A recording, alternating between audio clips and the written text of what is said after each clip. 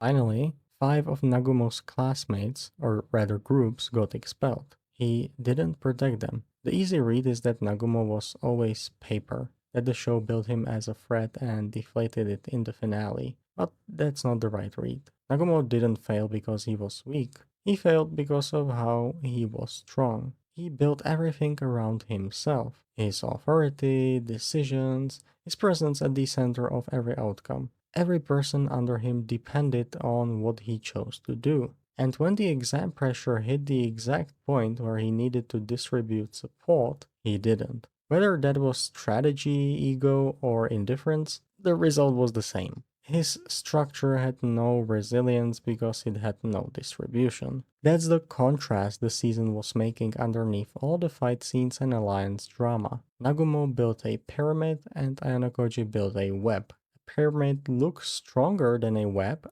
until something pushes it. And the result that nobody is saying out loud is this. The third years were supposed to be untouchable, most experienced, longest at the school, best understanding of the system, and 5 of those groups went home. Not because Ayanokoji fought them, but because the web he built exerted pressure on the exam from multiple directions simultaneously, and Nagumo's structure couldn't absorb it. Your year doesn't protect you at this school. Your rank doesn't protect you. The third years found it out by being the most experienced students on that island and still being the ones who fell. So season 4 and this semester ends with Koenji on top of the leaderboard, 5 third-year groups gone, Ayanokoji's class climbing back to and a season 5 confirmation that landed exactly when it needed to.